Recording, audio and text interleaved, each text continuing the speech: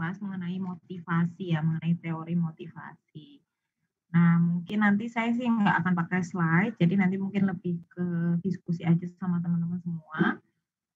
Di sini nanti ada beberapa hal yang akan saya sampaikan mengenai motivasi, teamwork, leadership, dan managerialship. Jadi nanti gimana teman-teman semua ketika menjadi ASN gitu ya, kan nanti posisinya bisa menempati posisi tertentu gitu ya. Nah, dengan posisi tersebut gimana sih seharusnya kita bersikap gitu ya. Mungkin hal itu juga sudah mulai sih sebenarnya dari sekarang di apa namanya uh, dilakukan ya gitu dari misalnya dalam hal teamwork kan sebenarnya teman-teman juga sudah mulai melakukan dengan dalam kelas gitu ya, itu kan sudah mulai dilakukan gitu. Nah, sebelumnya mungkin saya pengen ini dulu ke teman-teman semua ini kan kayak sebelumnya dari kelas yang berbeda nih gitu. Nah, jauh ini gimana sih teman-teman tuh mengenal teman-teman sekelasnya sekarang ini gitu, karena kan nggak pernah ketemu nih gitu. Apakah dengan apa namanya mungkin penugasan secara online ya gitu, secara remote, kerjasama secara remote itu sejauh ini pengalamannya seperti apa gitu? Coba mungkin siapa ya? Saya tunjuk atau ada yang mau sharing? Jangan ditunjuk lah, sharing. Ayo. Siapa yang mau sharing?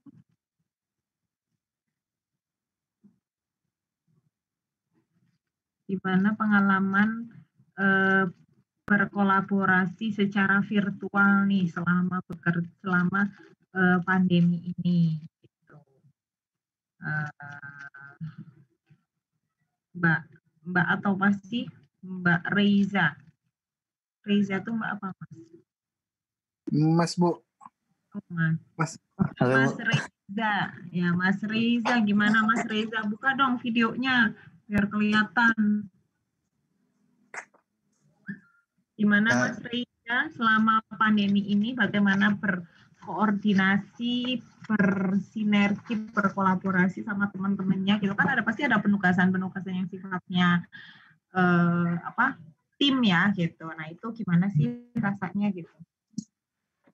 Kalau semester 4 sih kan udah sempat ketemu. Jadi sama teman yang mana-mana aja jadinya bisa gampang kalau kerjain tugas kelompok. Kalau sekarang mungkin agak susah soalnya belum pernah ketemu langsung. Biasanya yang teman ada kelompok belajar, jadi biasanya lebih dekat sama itu aja gitu.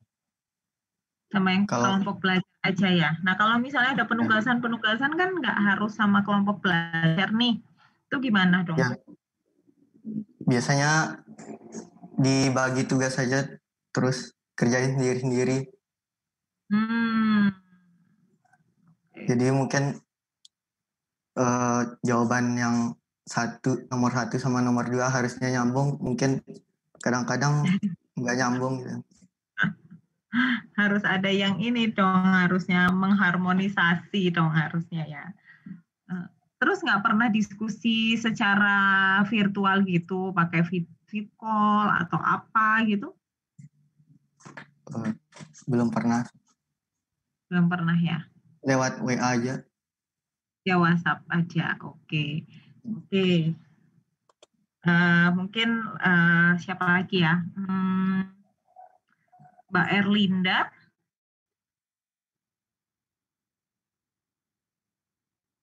Gimana Mbak pengalamannya? Iya Bu.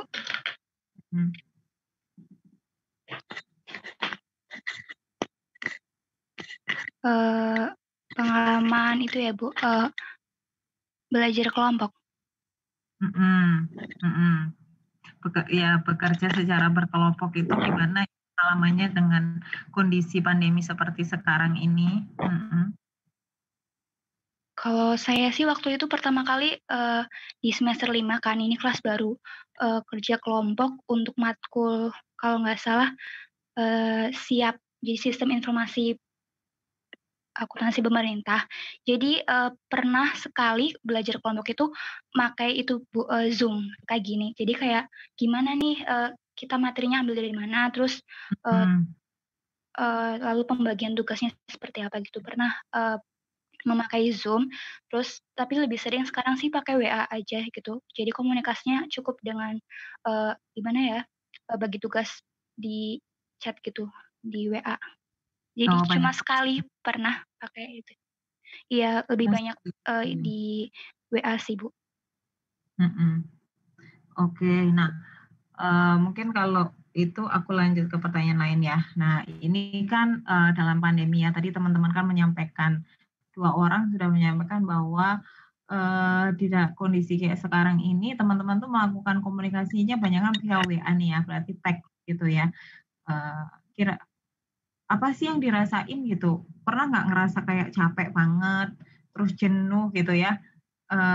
Apa namanya, kayak soalnya kan kita kan makhluk sosial ya, kita biasa berinteraksi sama orang, ketemu sama orang gitu ya, sama orang yang teman-temannya, apa namanya, atau teman-teman mungkin punya, ada nggak yang misalnya oke nggak sama teman-teman sekelas, tapi mungkin Zoom atau apa sama teman-teman yang deketnya gitu. Nah, itu ada nggak yang melakukan seperti itu?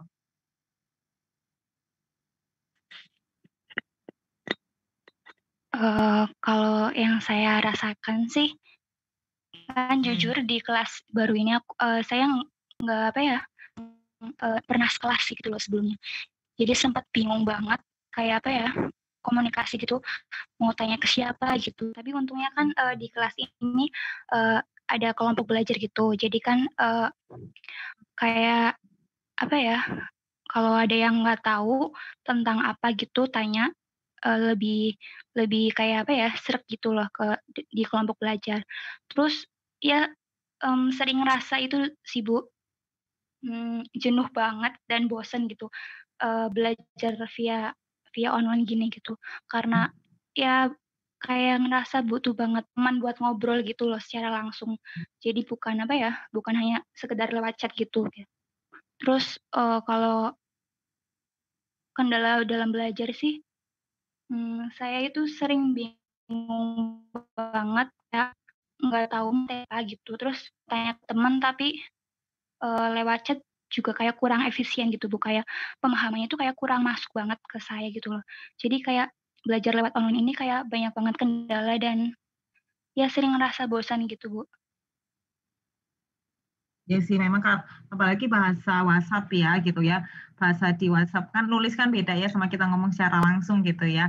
Paling enak sih emang kadang kalau untuk menjelaskan suatu hal sih kita bisa ngomong secara verbal gitu. Jadi lebih lebih kalaupun ada yang kita nggak tahu tuh kita bisa lebih mudah mengonfirmasi gitu ya, yang ini tuh maksudnya apa sih gitu kan, lebih enak kan ya gitu. Cuma memang ya memang harus kita ini ya, maksudnya, kita yang memang harus kreatif ya, gimana ya caranya supaya kita nggak terlalu, apa namanya, makanya kan misalnya kayak kayak beberapa perusahaan tuh mereka melakukan, apa ya, hal-hal yang sifatnya fun gitu ya, ketika Zoom tuh kayak kayak party tapi pajamas party gitu ya, via Zoom gitu, mereka pakai piyama terus ngapain, ada activity yang dilakukan secara virtual gitu. Nah, kayak gitu-gitu kan, ya memang, belum bisa karena ketemu secara langsung gitu, tapi hal-hal fun kayak gitu tuh cukup menarik juga ya untuk dilakukan gitu sih, gitu. Jadi, kita tuh nggak yang terlalu, apa ya, ketemu ngomongin kerjaan gitu kan ya. Terus kalau teman-teman kan ketemu kuliah gitu kan, jadinya, membicarakan suatu yang sifatnya memang rutin gitu ya, bukan di luar, apa namanya, di luar kebiasaan gitu. Atau biasanya kalau misalkan di perusahaan juga ada yang namanya virtual coffee atau teh gitu ya, virtual tea gitu. Nah, jadi sebenarnya kita bawa sendiri-sendiri gitu, tapi kita ini bareng gitu. Terus atau bawa makanan gitu, bisa makanan pada waktu itu kita makan siang bareng gitu. Mungkin menunya beda-beda atau ada yang kantor tuh memang mesenin nih buat buat orang-orang gitu. Nah, itu banyak juga sih activity-activity yang dilakukan semacam itu supaya orang nggak terlalu monoton gitu ya. Kayaknya yang dikerjain seperti itu. Mungkin teman-teman juga perlu apa namanya, apa ya, secara melakukan kegiatan yang lebih cair gitu ya, nggak cuma ngomongin tadi kuliah aja gitu loh, mungkin apa gitu, semacam apa game atau apa yang buat teman-teman sendiri gitu sih. Nah, selain itu tuh sebenarnya tadi mau nanya apa sih? Jadi lupa nih. Apa namanya, tadi kan ada kelompok belajar. Nah, kelompok belajar itu berarti kan orangnya tetap ya, berarti orang itu-itu aja ya yang misalnya dalam satu kelompok ya berarti ya? Iya, jadi kalau kelompok Mmm, belajar saya itu terdiri dari 3 orang gitu.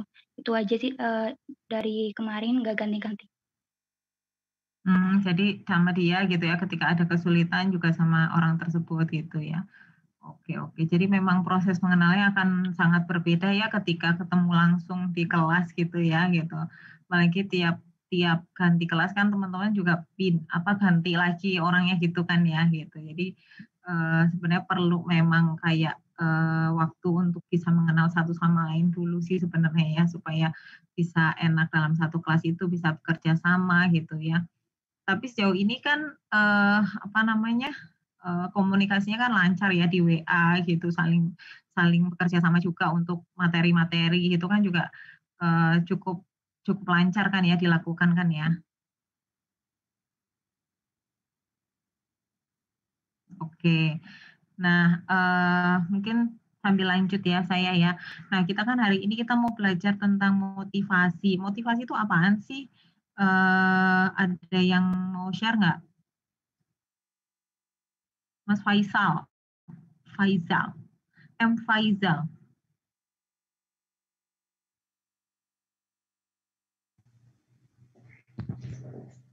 Halo, ya Bu. Gimana Mas Faizal, motivasi apaan sih Mas? Eh, Kalau menurut saya, motivasi itu semacam sesuatu yang mendorong seseorang untuk melakukan sesuatu, Bu.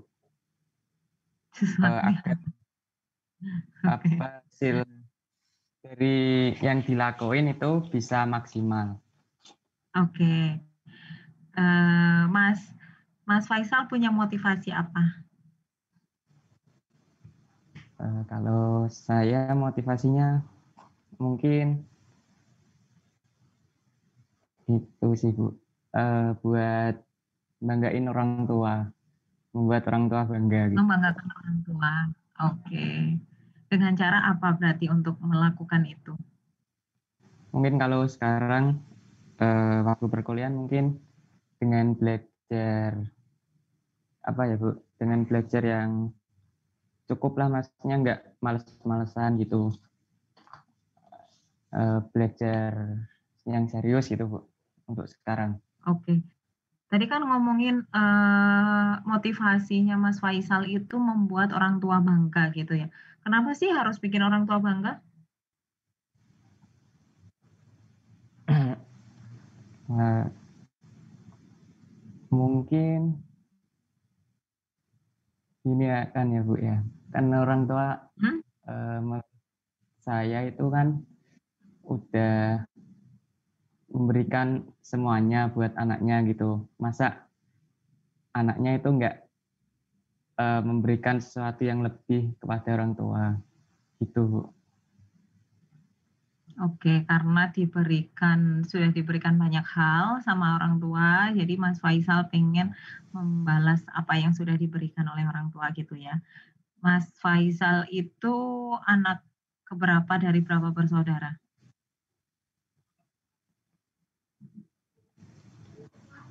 Anak pertama dari satu bersaudara, Oh, anak tunggal Bu. kalian anak tunggal. Oke. Anak tunggal menjadi harapan ya. Nah, harapan itu kan Iya. orang tua sebenarnya ya mungkin sebenarnya mungkin orang tua nggak apa ya, tidak menunjukkan harapannya ya kadang kan nggak. Tapi, apa sih, yang tadi disebut motivasi sama Mas Faisal tadi itu ini nggak, pernah berpikir bahwa itu beban nggak?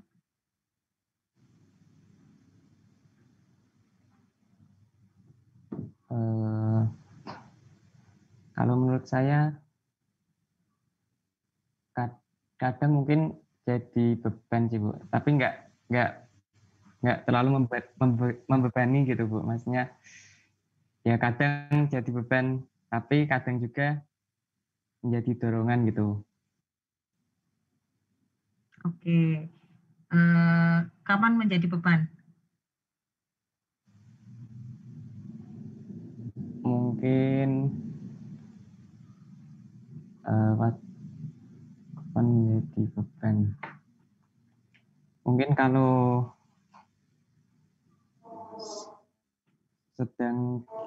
kalau yang saya rasain tuh saat belajar gitu, kalau nggak paham tentang materi gitu kayak kurang apa ya, kurang maksimal saya belajarnya, jadi kayak kurang bisa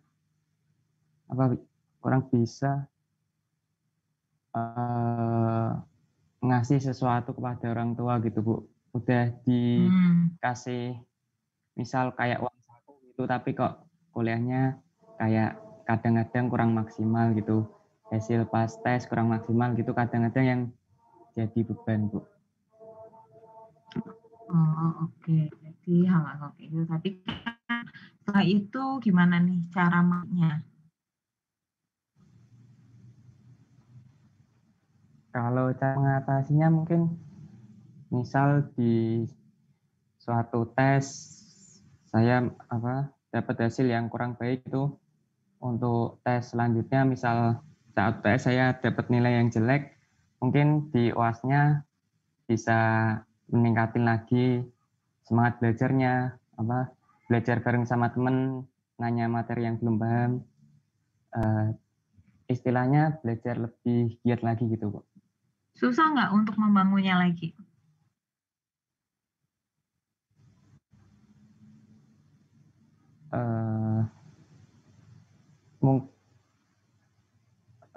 Mungkin butuh proses itu, nggak susah banget, tapi mungkin butuh waktu gitu, bisa membangun semangat kembali gitu.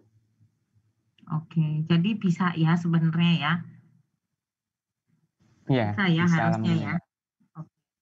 Ya, tadi kan Mas Faisal sudah menyampaikan, jadi motivasi itu suatu hal yang bisa mendorong kita gitu ya. Kita sebutnya sebagai kekuatan, bisa juga sebagai kekuatan atau suatu yang kita anggap penting yang membuat kita itu bersemangat dalam melakukan sesuatu gitu ya. Itu bisa bermacam-macam.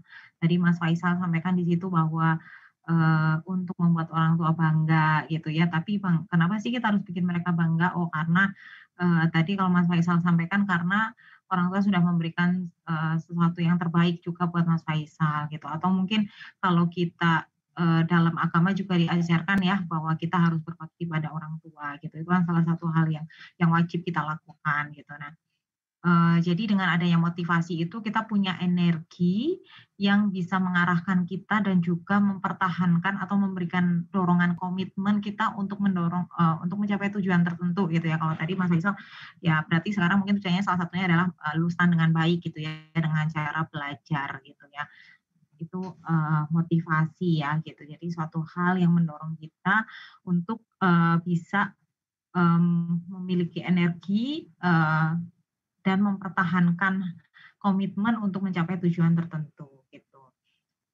Nah, penting banget buat kita untuk bisa mengetahui motivasi apa sih yang kita miliki gitu ya gitu, karena dengan motivasi itu kita jadi lebih semangat lagi nih untuk melakukan sesuatu. Nah, pasti teman-teman udah pernah dengar juga teori motivasi dari Maslow ya gitu kan, kalau Maslow kan ada 5 gitu ya, 5 hierarki kebutuhan gitu. Nah, di sini ada yang tahu nggak kebutuhan apa aja sih yang kita butuhkan gitu ya dari menurut Maslow ini?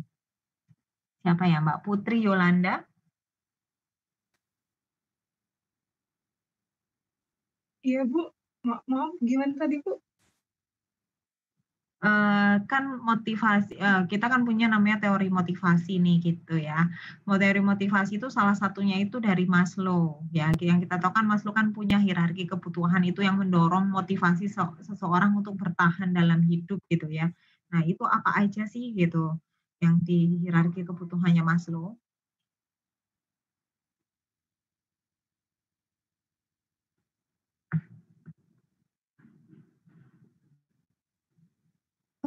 Kalau untuk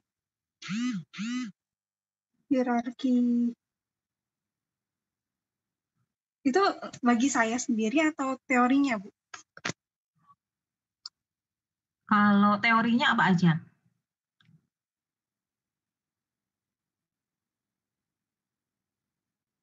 Kalau teorinya di sini ada yang paling bawah itu ada kebutuhan fisiologi.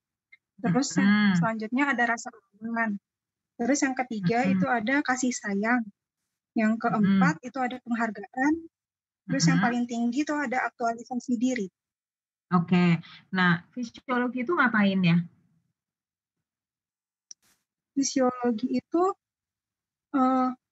lebih ke kebutuhan fisik kita gitu, Bu. Seperti misalnya kita butuh makan, kita butuh istirahat, kita butuh kayak sadang pangan gitu sih, Bu. Oke. Kebutuhan sehari-hari kita gitu. Kebutuhan secara fisiknya manusia ya. Iya. Oke, lanjut. Terus untuk kebutuhan akan rasa aman itu kayak misalnya kita tuh takut dengan penyakit, kita takut dengan kriminalitas, terus ada bencana alam gitu. Itu kan hal-hal yang bikin kita merasa tidak aman gitu, Bu. Jadi kita merasa butuh akan hal-hal itu gitu. Oke, jadi caranya gimana tuh orang untuk mengatasi untuk supaya kebutuhannya itu terpenuhi misalkan? Untuk rasa aman ini, Bu. Misalnya kayak mengelola mengelola rasa stres gitu, Bu. Maksudnya kalau misalnya kita misalnya kita terkena penyakit gitu ya, Bu ya. Nah, kita kan harus menjaga supaya jiwa kita tuh nggak panik duluan gitu, supaya kita tuh bisa mengkondisikan diri kita dulu gitu, Bu. Jadi bisa lebih sesuai gitu dengan, maksudnya bisa diiringi dengan ke dokter dan lain-lain gitu, Bu. Oke. Lalu untuk yang next kebutuhannya apa lagi, Mbak? Ada kebutuhan akan kasih sayang tadi, Bu. Iya, kasih sayang. Kenapa sih orang butuh kasih sayang? Karena kan manusia itu kan kita makhluk sosial ya, Bu ya. Kita perlu peran orang lain gitu untuk di dalam kita. Nah, dari situ kan kita bisa saling menyemangati, kita bisa saling menghargai. Kalau misalnya kita menghargai orang atau kita dihargai oleh orang, itu kan kita bisa lebih semangat gitu dalam menjalani kehidupan kita gitu. Oke. Terus apa namanya? Bentar Mbak ya, aku lagi ini bentar banget. Aku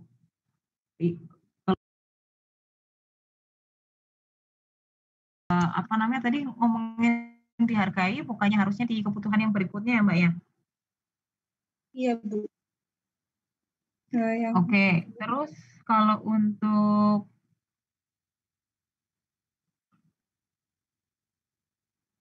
yang ini apa namanya?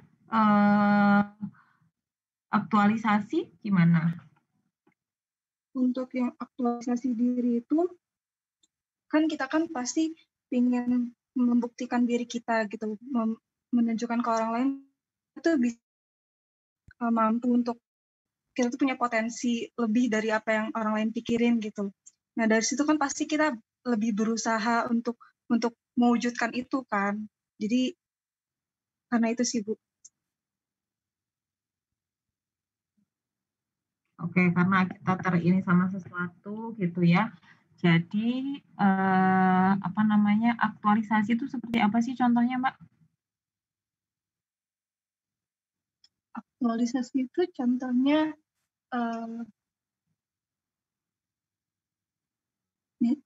mungkin misalnya saya pengen pengen punya IP yang tinggi gitu. Saya pengen orang-orang itu tahu kalau saya itu bisa gitu loh. Saya tuh nggak nilai saya tuh nggak segini-segini aja gitu. Nah dari situ kan saya harus belajar lebih giat, saya harus lebih rajin, lebih aktif gitu-gitu. Jadi di situ saya punya keinginan untuk ngaktualin diri saya loh. Kalau saya tuh mampu loh untuk dapetin IP segitu gitu. Mungkin seperti itu sih, Bu. Oke. Cuman biasanya sih lebih ke supaya apa ya, kita juga bisa apa namanya,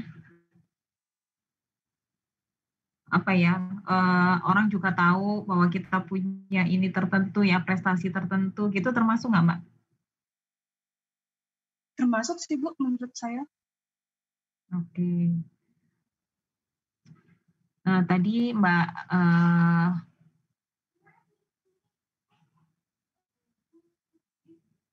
Putri Yolanda sudah menjelaskan mengenai hierarki kebutuhan ya. Hierarki kebutuhan itu sebagai motivasi kita untuk hidup gitu ya, dari yang paling dasar kebutuhan fisik, lalu keamanan, lalu kasih sayang, lalu apa namanya, apa ya, dihargai gitu ya, esteem ya, lalu yang terakhir adalah kebutuhan untuk aktualisasi gitu.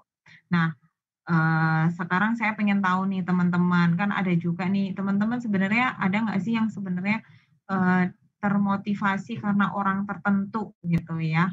Coba Mas Farid.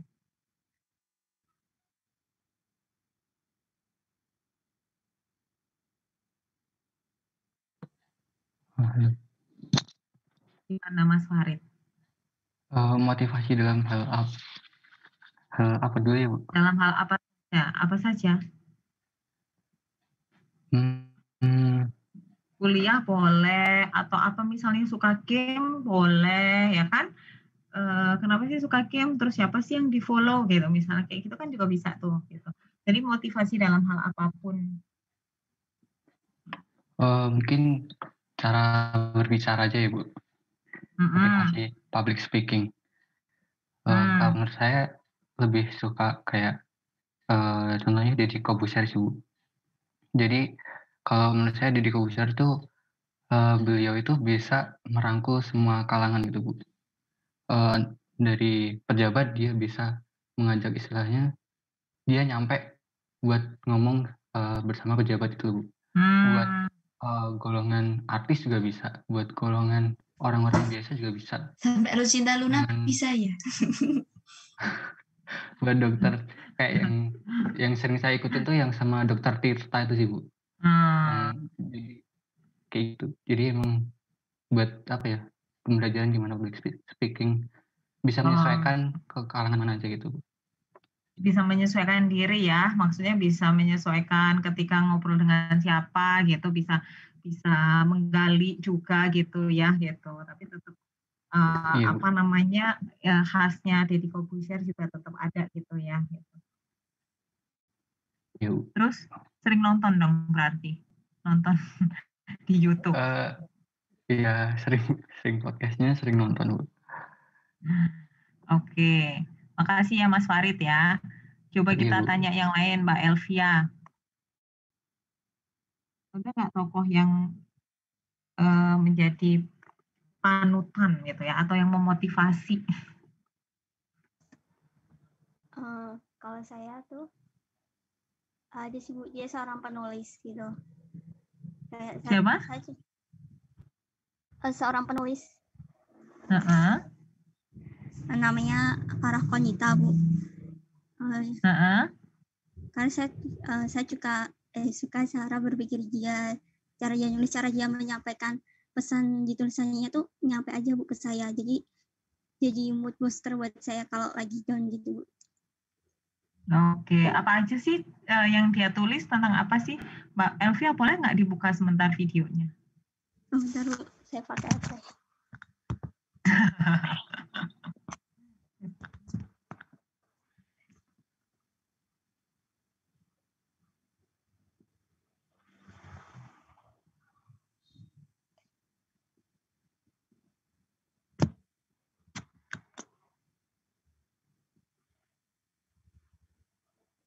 Kok mati? Gimana Mbak? Bentar kok macet Bu, nggak bisa dipencet. Oke, nggak apa-apa, dilanjut dulu Mbak. Tadi Mbak Farah Konita ya, itu nulis tentang apa sih? Tentang kisah sih Bu. Salah satu bukunya tuh ada Seni Tinggal di Bumi. Apa? Seni Tinggal di Bumi. Seni Tinggal di Bumi. Dia ngomongin tentang apa itu? Oh, di situ ada banyak cerita, kisah-kisah tentang zaman dulu, kayak ada di Palestina, terus gitu-gitu Bu.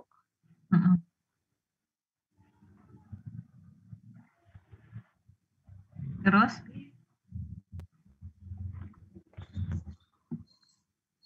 Terus apa lagi? Yang memotivasi Mbak Elvia misalnya di part apanya nih? Setiap bagian tuh kayak ada motivasinya tersendiri gitu loh Bu. Setiap partinya.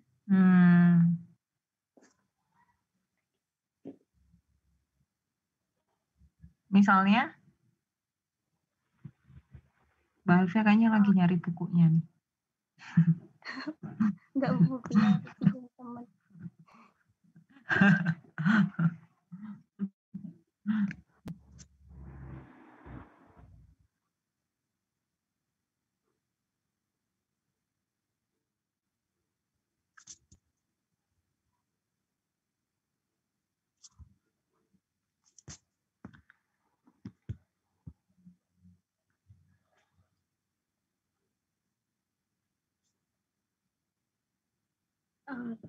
Bentar, saya ingat kayak dulu di bukunya tuh ada kisah Nabi Muhammad gitu. Kayak beliau tuh di waktu mau meninggal aja masih ingat kayak sama umatnya gitu, salah satu.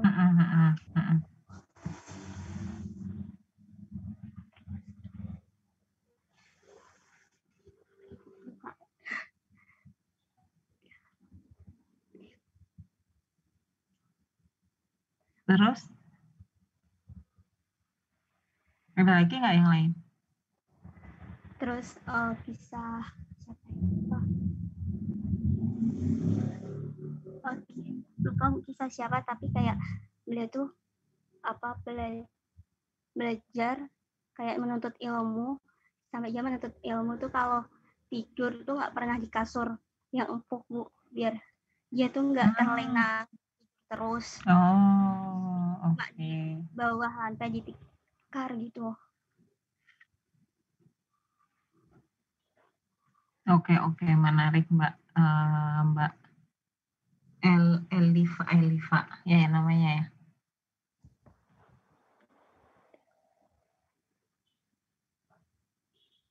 Berarti kalau ini terinspirasi dari Mbak Elvia ini Mbak Elvia ini terinspirasi dari tulisan ya Mbak ya gitu. Motivasi ketika memang ada suatu hal yang memang nggak enak gitu ya, ketika di buku itu ternyata baca banyak hal-hal yang memotivasi gitu ya.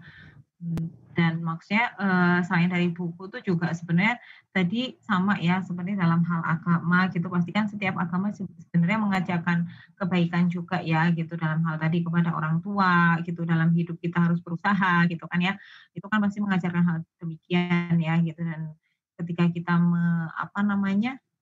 membaca kitab suci pun gitu kan, itu kan bisa memotivasi juga ya gitu, setiap karena ada ajaran-ajaran itu, oh ya kita harus jadi orang sabar, kita harus jadi orang yang menghormati orang lain gitu kan, juga ada yang diajarkan gitu. Jadi itu yang membuat kita, kenapa sih kita mesti baik sama orang? Nah itu yang motivasi kita, karena kita diajarkan demikian gitu loh, kita harus bersikap memang menghormati orang lain gitu misalnya gitu. Jadi dalam agama juga diajarkan juga dalam agama apapun lah gitu. Nah, karena itu mengajarkan kebaikan juga. Kalau di Islam kan ada iman gitu ya. Nah, iman itu juga mengajarkan kita untuk ingat dan memotivasi kita, oh iya kita harus imannya kepada Allah, harus iman kepada rukun iman kita gitu ya. Jadi dengan itu kita berpegang, oh kita harus bersikap seperti apa. Begitu juga dengan agama lain gitu ya. Bahwa kita harus selalu berbuat baik. Nah, sekarang kita lanjut. Tadi kita bicara tentang motivasi gitu ya. Nah, lalu mungkin kita udah masuk ke topik yang kedua nih gitu. Kita masuk ke teamwork gitu. Nah, tadi sudah disampaikan di awal ya, tadi ada yang share Mbak Erlinda sama Mas Reza itu mengenai teamwork gitu ya selama pandemi ini dilakukan melalui kelompok belajar gitu ya. Nah, di sini ada nggak yang lebih suka kerja sendiri atau lebih suka berkelompok nih gitu dalam dalam belajar atau dalam bekerja lah gitu, itu lebih suka sendiri atau berkelompok?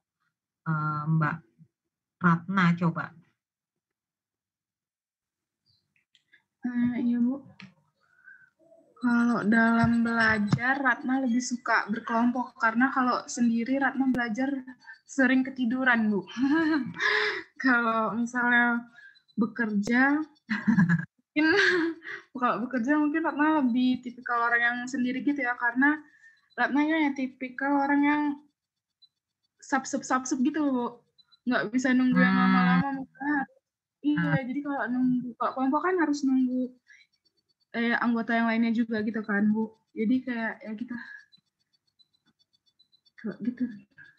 Jadi lebih kalau dalam hal belajar suka kelompok. Nah ini kan sekarang belajarnya agak susah untuk berkelompok nih. Mbak Ratna kira-kira nyaman nggak dengan belajar dengan kelompok yang tadi, kelompok belajar yang sudah ada? Oh, alhamdulillahnya nyaman. Itu rutin dilakukan apa enggak? Oh, kalau kelompok belajar Ratna sendiri nggak ada rutinnya kapan gitu belajar barengnya Bu. Tapi kalau misalnya kayak mau bahas soal atau sharing gitu, kapan aja bisa Bu. Oke. Dilakukannya via apa? WhatsApp? Iya Bu, WhatsApp juga. Kadang juga pernah teleponan waktu semester 1. Okay. Teleponan dari WhatsApp. Telepon dari WhatsApp juga bisa ya. Sekarang video call dari WhatsApp juga bisa beberapa orang ya sebenarnya ya. Oke.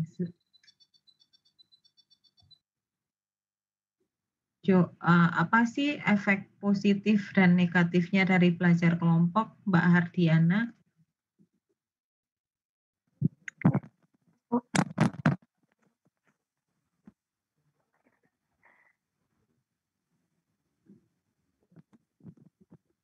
Gimana Mbak?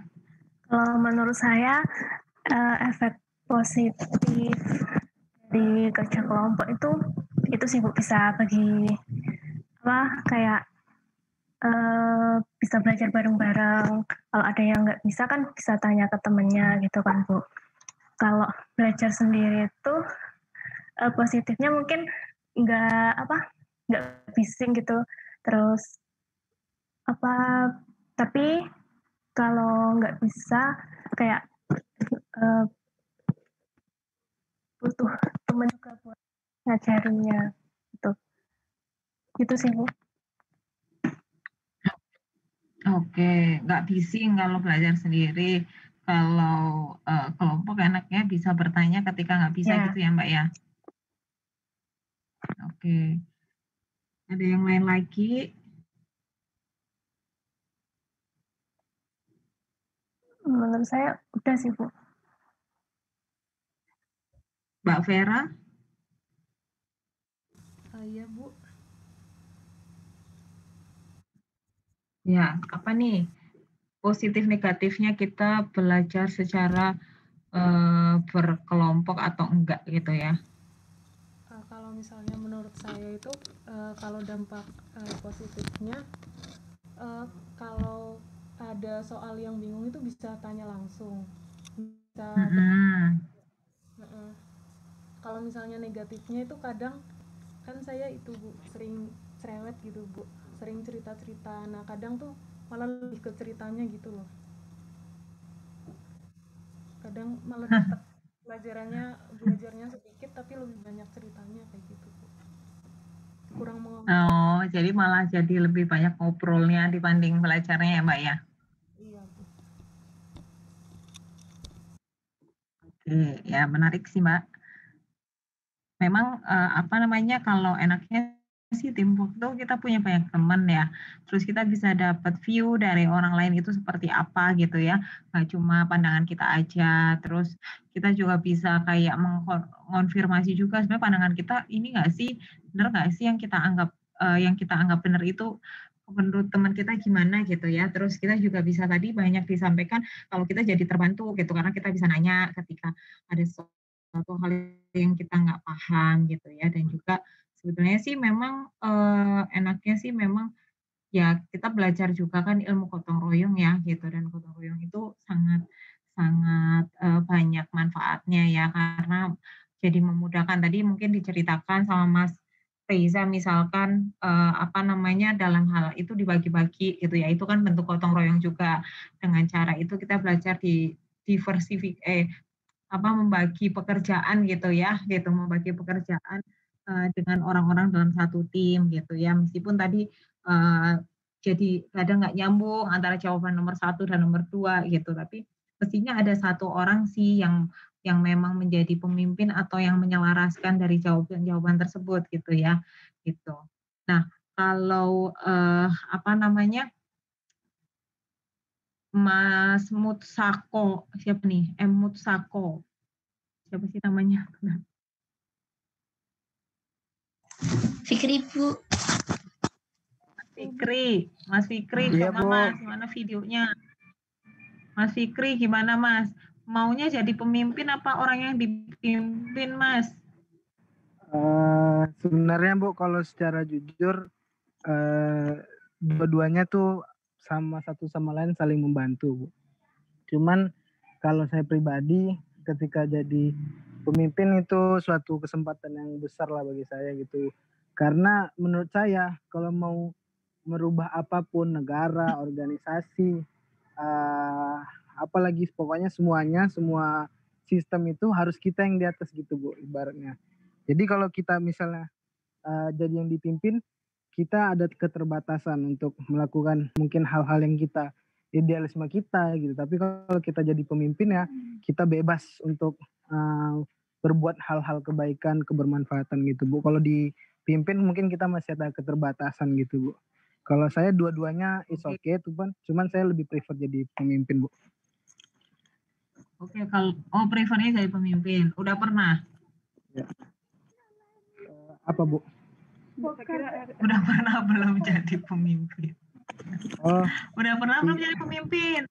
Alhamdulillah sekarang lagi jadi pemimpin Bu. Jadi pemimpin apa Mas? Saya sekarang lagi diamanahkan jadi ketua angkatan akuntansi sama ketua STA Bu. STA 18. Jadi ketua STA 18 sama akuntansi lah Bu. Itu Bu, alhamdulillahnya. Kasih amanah. Akuntansi ya? Iya Bu. Oke. Itu ngapain aja tuh kerjaannya? Waduh, kalau saya cerita tentang angkatan Bu, apa yang dilakukan saya bersama-sama tim itu adalah bersama-sama supaya teman-teman di angkatan akuntansi ini lulus Bu. Mulai dari menyediakan tentir, terus membantu dalam PKL, terus mengurus KTTA tugas akhir, sampai nanti yang STA 18 itu mengurus pemberkasan Bu yang ke Biro SDM itu Bu, yang biasanya perwakilan dari lulusan itu Bu, itu nanti di kita juga yang ngurus Bu gitu Bu. Oh gitu, Mas Fikri juga. Iya Bu. Repot nggak sih? Banget sih Bu, repot banget, tapi ya nggak apa-apa gitu. Menurut saya manusia paling bermanfaat tuh manusia terbaik tuh ada manusia bisa bermanfaat bagi orang lain gitu Bu. Luar biasa ya. Terus kadang ini nggak capek nggak jadi ketua angkatan? Capek banget Bu. Capek banget. Gimana bagi waktunya sama ini? bagi waktu sama kuliah coba? Pokoknya prinsip saya tuh di kehidupan saya tuh cuman yang saya urus tuh ya akademik saya sama angkatan sama personal, udah 3 itu aja Bu. Jadi kayak main game misalnya atau ibaratnya yang leha-leha saya nggak bisa gitu Bu. Ya kan misalnya teman-teman yang lain mungkin ada yang bisa nonton drakor misalnya, saya pengen juga kayak gitu kan, atau misalnya nonton film ini atau main game, nah tapi saya nggak bisa kayak gitu, tapi nggak apa-apa, ini jalan yang saya pilih gitu Bu, jadi nggak masalah gitu, semuanya ada perannya masing-masing gitu. Nah, ya bisa lah harusnya kalau bisa ya. Iya Bu, paling itu biar nggak terlalu ini. Ya itu balik lagi, tapi bagus sih Mas, maksudnya dengan itu punya motivasi untuk bisa menjadi pemimpin ya gitu, itu kan nggak mudah, tapi hal yang dilakukan Mas Fikri itu pasti akan berguna gitu ya nantinya gitu ya, banyak hal pengalaman yang dilakukan, mungkin Mas Fikri juga berhubungan dengan banyak orang gitu, nah itu memberikan kemampuan atau kompetensi yang berbeda juga gitu ya, jadi memang harus disyukuri juga gitu loh, bukan ya mungkin pada saat tertentu kayaknya capek banget ya ngerjainnya, tapi capeknya itu nanti akan tergantikan sih sebenarnya harusnya gitu. Ada suatu manfaat yang kita peroleh ya nantinya gitu. Jadi memang harus ada orang yang menjadi pemimpin ya dalam hal tadi dalam teamwork gitu. Karena kan harus kalau orang misalnya dalam satu tim terus dia mau ini mau yang semuanya mau lari kemana-mana nggak punya satu hal yang akan dicapai kan susah gitu ya. Jadi pemimpin itu tujuannya untuk apa sih? Sebenarnya mengarahkan sih. Oh kita punya tujuan ini nih. Oh ya berarti kita harus ke sana nih gitu. Jadi nanti orang yang bekerja itu udah fokus sama tanggung jawabnya masing-masing gitu. Tapi kita mencapai ke tujuan yang sama nih gitu ya. Bukan tujuan yang beda. Gitu. Dan juga bisa lebih mengarahkan atau jadi bisa fokus nih kita gitu sama keselarasan tadi gitu ya, ngerjain misalkan tadi ngerjain nomor 1 dan nomor 2 jadi nggak nyambung. Nah itu harusnya ada orang yang menjadi pemimpin yang bisa menyelaraskan gitu ya, jadi supaya ini nih supaya bisa sama nih gitu. Jadi ada benang merahnya dari jawaban-jawaban yang kita lakukan gitu sih. Nah, tadi kan dan juga banyak juga cerita-cerita bahwa kalau kita kerja tim tuh banyak output yang bisa kita lakukan dengan lebih bagus ya dibandingkan kita bekerja secara sendiri gitu ya. Mungkin dengan adanya tim gitu ya, yang tadinya kita harus ngerjain banyak hal, ada yang ngebantuin gitu ya. Dia bantu di bagian ini, yang lain bagian mana gitu ya. Jadinya lebih ringan buat kita gitu kan ya, karena kita nggak perlu ngerjain semuanya gitu dan bisa mengerjakan dengan lebih cepat juga gitu kan. Dan juga jangan ragu juga untuk menerima masukan nggak cuma dari tim tersebut tapi juga dari tim yang lain gitu. Mungkin ada yang orang lain lihat kayaknya mereka mestinya kerjanya seperti apa gitu ya. Nah itu perlu diterima juga. Begitu juga kan saat kerja kan kita dalam bekerja kan ada bagian-bagian, ada unit-unit yang berbeda. Nah unit yang berbeda ini kan kadang menerima juga pelayanan kita atau kita saling berkolaborasi. Nah, kita juga jangan menutup diri untuk menerima masukan dari unit lain gitu ya. Jadi untuk memperbaiki cara kerja kita juga gitu sih. Jadi banyak juga hal-hal yang kita bisa dapatkan ya ketika kita bekerja dalam tim dibandingkan kita bekerja sendiri gitu kan. Bekerja sendiri itu nggak salah juga karena ada pekerjaan-pekerjaan yang sifatnya memang orang harus bekerja secara individual gitu. Tapi ketika kita memang perlu bekerja dalam harus bisa adaptasi gitu ya. Dan dalam satu tim kan juga kita punya kemampuan, terus kita punya bakat atau bakat yang berbeda-beda juga ya, kemampuan dan bakat yang berbeda-beda, tapi sebenarnya bisa orkestrasikan gitu ya untuk bisa menjadi satu tujuan yang memang kita ingin capai gitu. Jadi memang harus ada yang memimpin nih kalau misalnya memang kita bicara tentang teamwork gitu ya. Kira-kira apa sih yang menjadi kunci utama supaya teamwork kita itu bagus gitu ya? kalau kita bekerja dalam tim tuh gimana ya caranya supaya dalam tim itu tuh bisa bekerja dengan bagus? Coba Mbak Meili.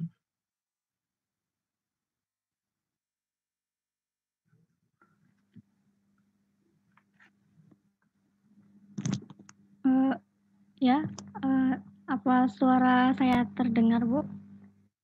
Terdengar Mbak Meili. Oh iya, Bu. Kalau menurut Tapi saya, gambarnya nggak kelihatan. Iya, Bu. Ini lagi dibuka. Apa? Udah. Ya. Kalau menurut saya supaya teamwork itu bisa berjalan dengan baik, itu manusia seperti tadi Ibu udah sampaikan kan makhluk sosial, pasti ada etika-etika yang harus dijaga gitu dalam menyampaikan apa ya kayak ide atau gagasan gitu. Apalagi kalau dalam tim itu kan karakternya beragam gitu banyak.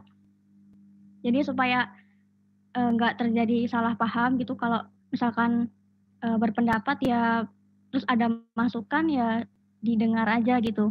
Terus nanti dicari titik tengahnya misalkan beda pendapat gitu nanti dibahas bareng-bareng terus ditemukan solusinya ya udah gitu.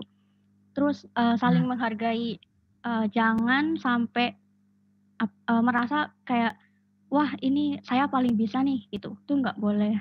Habis itu juga ya yang paling utama sih menurut saya jaga etika sih Bu, karena manusia kan nggak cuma dikasih akal tapi juga dikasih budi gitu, supaya ya memanusiakan lah gitu. Ya itu aja Bu. Oke, memanusiakan. Oke. Menarik ya. Mungkin ada yang mau menambahkan, siapa ya? Mas Noval.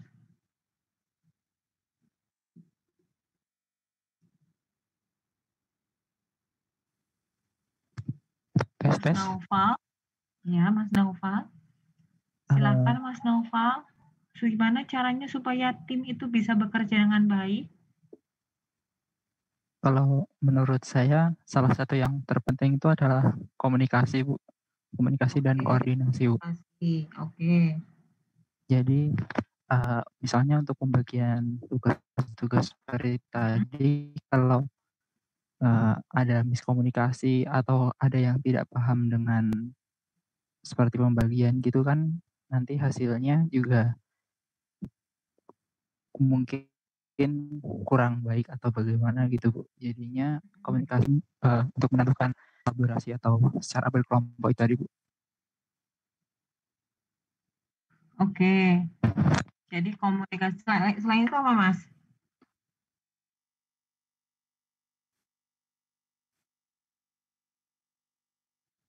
Selain itu apa Mas?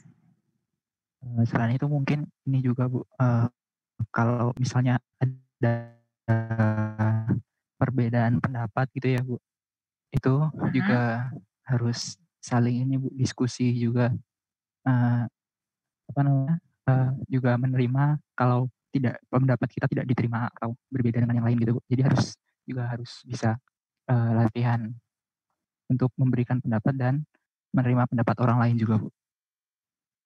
Oke, jadi harus bersedia untuk menerima pendapat orang lain ya, nggak cuma pendapat kita aja gitu ya? Iya Bu. Oke. Jadi mungkin satu lagi kali ya, nanti sebelum saya ini wrap up. Satu lagi mungkin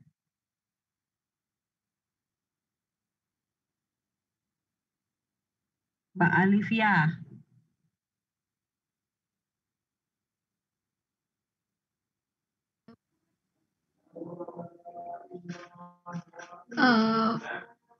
Menurut saya untuk bekerja sama dalam tim yang baik itu kita itu harus bisa menempatkan porsi yang sesuai gitu dalam kerja sama tim biar maksimal gitu Bu. Jadi ya nggak berlebihan gitu Bu. Takutnya nanti namanya kerja sama tim itu nanti kan takutnya malah ada kayak beda pendapat yang bisa bikin kacau gitu Bu. Jadi menurut Lalu saya ya itu tadi gimana? Harus bisa menempatkan diri dengan baik gitu, Bu.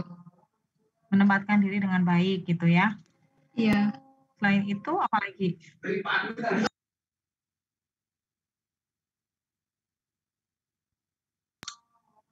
Menurut saya tuh ya harus mau dikritik sih, Bu. Namanya juga kerja tim itu ya harus bisa menerima kritik dan saran dengan baik. Menerima saran kritik dengan baik ya. Oke. Jadi udah disampaikan ya beberapa hal dari teman-teman kita ini.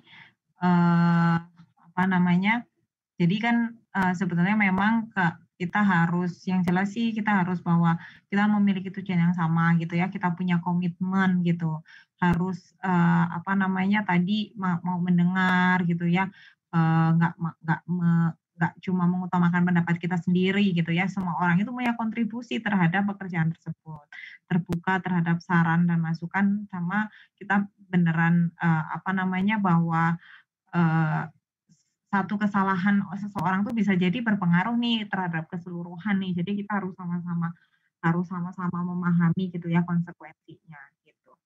Oke, nah kita sudah bicara tentang motivasi dan juga tentang leadership gitu ya. Sekarang kita akan lanjut ke leadership, motivasi dan teamwork. Terus kita mau lanjut ke leadership nih. Nah, sebenarnya apa sih leadership itu? Siapa yang mau jawab? Mbak Auriska.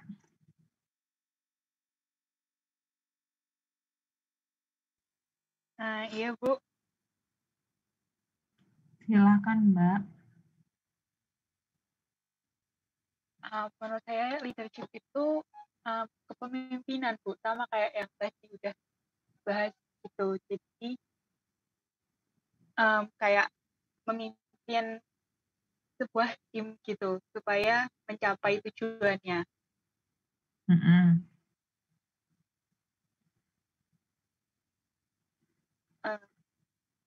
Terus? Iya, Bu. Ya gitu. Leadership. Maksudnya gimana, Bu, pertanyaannya? Iya, leadership itu apa sih gitu? Oh, leadership itu kayak gimana caranya pemimpin itu sifatnya pemimpin itu supaya bisa membuat sebuah tim itu mencapai tujuannya. Mencapai tujuannya. Oke, caranya gimana, Mbak? Dia harus ngapain nih?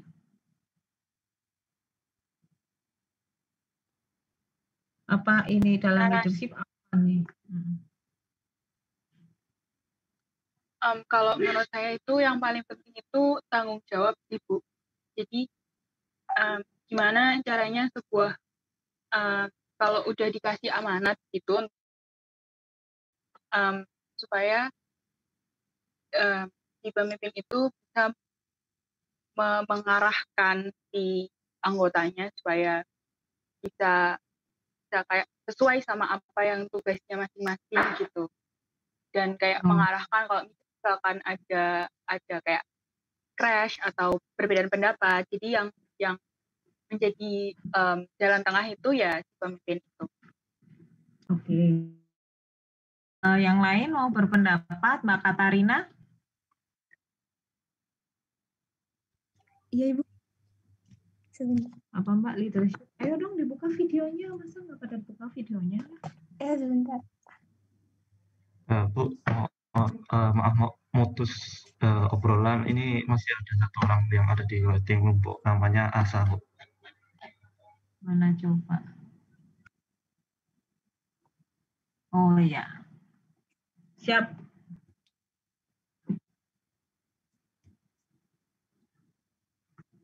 Tadi siapa sih yang bilang ya? Saya Bu Reza. Oh, Reza. Mas Reza, saya kan lagi nggak ngobrol loh, saya lagi ngajar. Iya, maksudnya.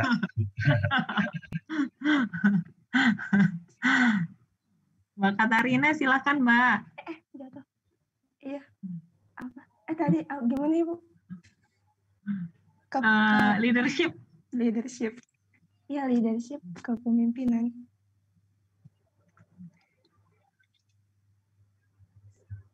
Ya, Ibu. Apa itu? Tadi kan sebelumnya udah disampaikan nih sama Mbak Uriska. Nah, Mbak Katarina mau menambahkan apa nih gitu? Atau menurut Mbak Katarina apa sih gitu leadership itu? Ya, menurut saya leadership itu bukan hanya harus dimiliki oleh seorang pemimpin yang formal ya, tapi kayak tiap individu juga harus punya sifat leadership. Memimpin diri sendiri juga, itu juga bisa kan Bu? Ya, maksudnya mengontrol diri sendiri agar menjadi lebih baik. Oke, jadi nggak cuma orang yang jadi pemimpin ya sebenarnya yang punya jiwa leadership ya mestinya, tapi juga sebenarnya diri kita sendiri harusnya kita punya jiwa leadership juga gitu ya Mbak Katarina ya. Good point Mbak. Oke, nah sebetulnya kata kunci yang penting dari leadership itu masalah pengaruh gitu ya. Jadi pemimpin tuh harus bisa mempengaruhi gitu, harus bisa punya pengaruh nih terhadap timnya gitu untuk mencapai tujuan tertentu gitu ya. Selain dari tadi yang sudah disampaikan bahwa harus mengarahkan, iya memang harus mengarahkan gitu ya.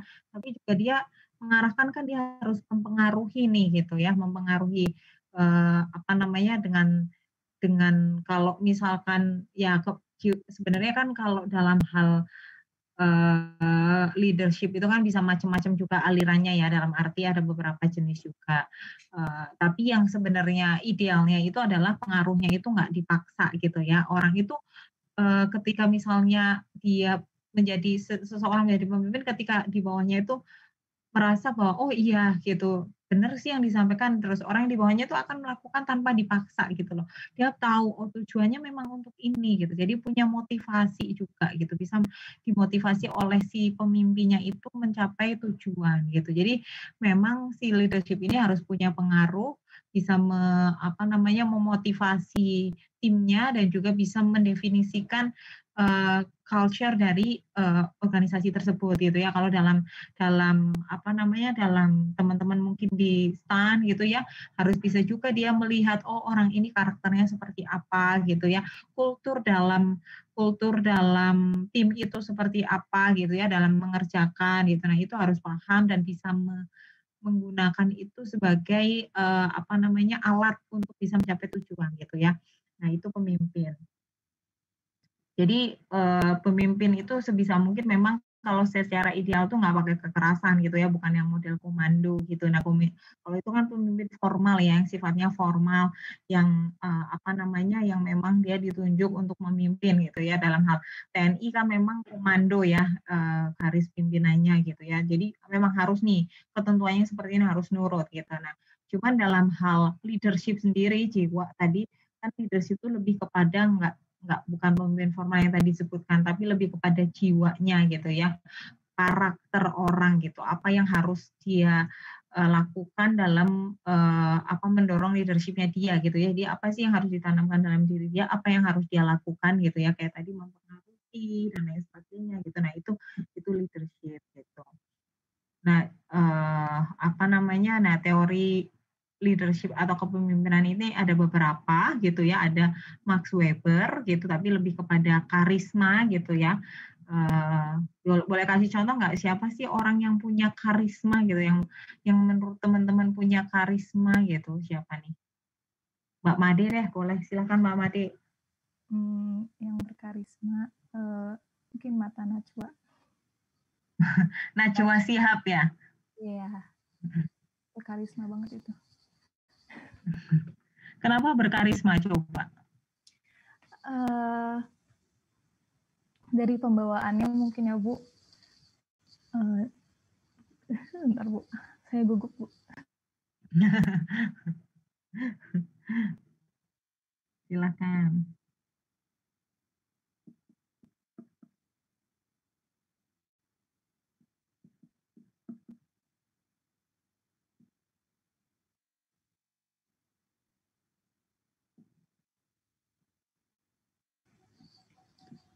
Kalau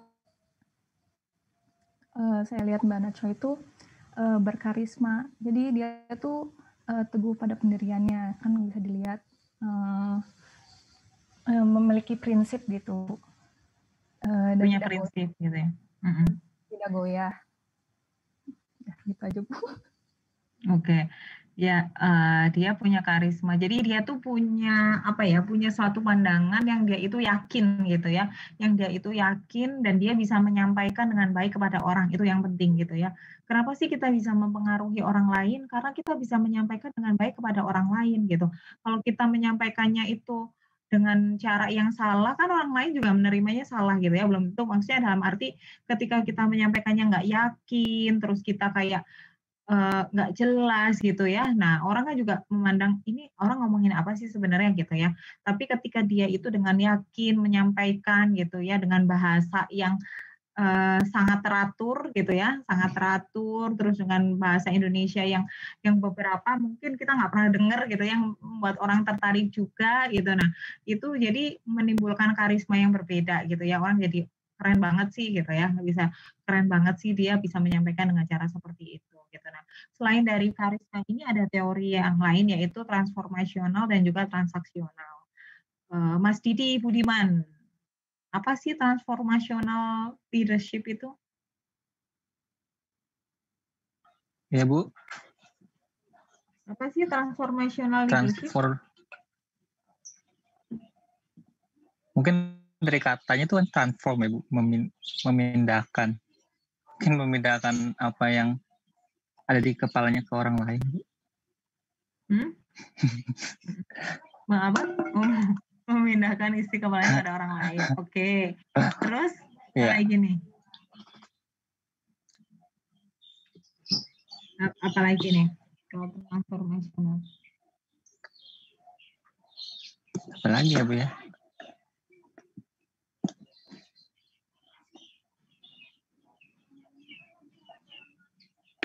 Apa dong transformational itu?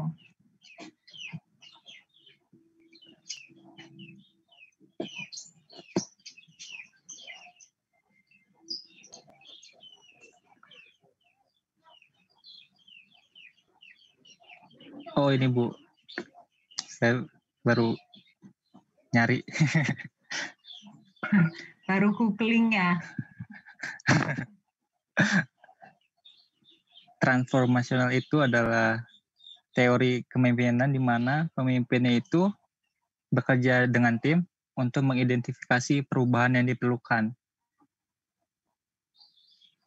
Menciptakan visi untuk memandu perubahan melalui inspirasi dan lain-lain. Oke. Jadi kalau transformasional itu dia tuh gimana sih memanfaatkan resources gitu ya untuk mereform suatu institusi, atau tadi sih lebih berfokus pada visi dan misi gitu ya. Visinya apa sih gitu. Nah, dia akan mengarahkan ke sana. Tadi sebenarnya bisa yang disebut Mas Didi itu benar ya dalam hal apa memindahkan apa yang ada di kepalanya kepada kepala orang lain gitu. Dalam arti itu dia bisa menyampaikan gitu ya, menyampaikan visi gitu kepada timnya gitu loh, dan timnya itu akan mengikuti tujuan atau visi tersebut gitu dan mau melakukannya gitu. Itu pemimpin yang transformasional gitu. Bagaimana dengan transaksional? Kalau transaksional itu apaan ya gitu, Mas Kevin? Iya Bu. Transaksional. Mungkin berasal dari kata transaksi ya Bu. Transaksi itu kayak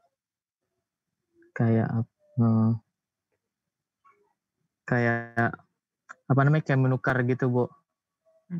Kayak menukar suatu barang ke barang lain, atau mungkin kalau di kepemimpinan itu kepentingan dia ya Bu. Kayak menukar kepentingan dia, kepentingan pribadi gitu ke kepentingan kelompok gitu Bu. Jadi dia merelakan kepentingan dia sendiri itu demi kepentingan kelompok gitu. Jadi kepentingan kelompok di atas kepentingan pribadi gitu Bu, kalau udah jadi pemimpin. Oke. Ya, jadi kalau transaksional tuh sebenarnya ada unsur justru kepentingannya dia gitu, dalam arti ketika kita melakukan sesuatu hal gitu ya, mendorong orang lain, sebenarnya apa sih yang menjadi motivasi dia gitu ya. Motivasi dia itu didorong oleh kepentingannya dia gitu. Jadi kenapa sih aku harus mendorong orang dalam tim ini untuk bekerja dengan baik gitu ya? Ya karena nanti kalau misalnya tim ini berhasil gitu ya, saya juga akan dapat bonus nih dari sini gitu. Nah, itu transaksional gitu. Jadi ada suatu yang mendorong dia gitu untuk dalam melakukan sesuatu gitu. Nah, sedangkan kalau transformasional itu fokusnya sama visi misinya perusahaan gitu, visi misi secara perusahaan apa sih perlunya gitu. Nah, dia akan fokus ke sana tuh, itu transformasional. Jadi lebih lebih objektif gitu ya dibandingin sama transaksional tadi gitu sih kalau di sini ya gitu. Jadi ya kalau sekarang sih yang memang banyak didorong itu adalah kepemimpinan yang sifatnya transformasional gitu ya. Jadi dalam hal teori kepemimpinan itu ada banyak banget ya teori dari Jung gitu ya, bagaimana orang itu mempengaruhi sehingga timnya bisa mengerti, setuju mengenai apa yang dilakukan gitu ya, dan bisa memfasilitasi timnya untuk bisa mencapai tujuan gitu. Itu menurut Jung. Dengan Robbins itu kepemimpinan itu kemampuan untuk mempengaruhi kelompok dan mengarahkan untuk mencapai tujuan tertentu. Jadi sebenarnya pada prinsipnya sih mirip-mirip ya, namanya juga kepemimpinan sebenarnya kan gimana kita mempengaruhi satu kelompok supaya mencapai tujuan, itu pada intinya sih itu gitu ya. Dari semua teori-teori yang disampaikan gitu. Dari Jari Terry, O'Donnell gitu ya, dari Masaryk gitu, itu pada intinya sih seperti itu. Jadi kalau Masaryk menyampaikan bahwa pengaruh bagaimana melalui proses komunikasi pengaruh antar pribadi atau personal gitu ya, melalui komunikasi sehingga tercapai suatu tujuan gitu. Nah itu juga sebenarnya definisi dari kepemimpinan. Nah, gaya kepemimpinan itu juga ada bermacam-macam ya. Tadi kan kita ngomongin kepemimpinan itu tadi mempengaruhi orang lain, tapi caranya gimana sih gitu kan ya? Ada empat gaya gitu ya. Yang pertama itu autokratis, yang kedua itu konsultatif, yang ketiga fasilitatif dan delegasi. Nah, coba ada yang mau menyampaikan gaya yang autokratik itu seperti apa ya? Mbak Azizah. Iya Bu. Kalau misalnya, kalau yang dari saya baca sih gaya kepemimpinan autokratis itu tuh lebih ke kayak memusatkan kekuasaan itu kepada dirinya kayak gitu Bu. Jadi kayak dia lebih ngedikte orang-orang yang dipimpinnya untuk melakukan harus kayak gini kayak itu Bu. Tanpa mungkin lebih tanpa mendengarkan apa yang sebenarnya mau dicapai sama organisasinya kayak itu Bu mungkin. Jadi punya pandangan sendiri yang harus jadi dia lebih kepada dia nggak memperhatikan nih sebenarnya, jangan-jangan dia nggak memperhatikan sebenarnya kemampuan anak buahnya kayak gimana gitu ya, bisa jadi ya gitu ya. Fokusnya tuh pada dirinya sendiri gitu ya. Ini harusnya bisa nih dilakukan gitu ya. Oke, jadi kalau autokratik itu memang lebih kepada fokus tadi pada diri kita sendiri gitu ya. Dia tidak melihat kayak kemampuan orang lain gimana, misalnya mereka merasa keberatan gitu, itu nggak terlalu diperhatikan gitu. Padahal misalnya bawahan kan bisa ya menyampaikan masukan gitu. Nah itu kalau autokratik nggak diterima tuh yang semacam itu. Gitu. Nah sekarang kalau gaya konsultatif gimana ya Mbak Salsabila?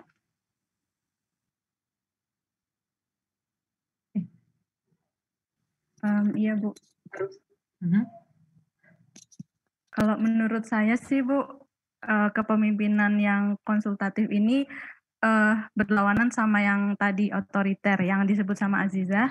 Kalau otoriter kan pemimpin itu dia tidak dia bergerak sendiri, mungkin tidak mendengarkan pendapat atau saran dari anggotanya. Nah, kalau yang pemimpinan konsultatif ini justru dia akan menerima pendapat maupun saran dari anggotanya dan bergerak bersama-sama buat mencapai tujuannya.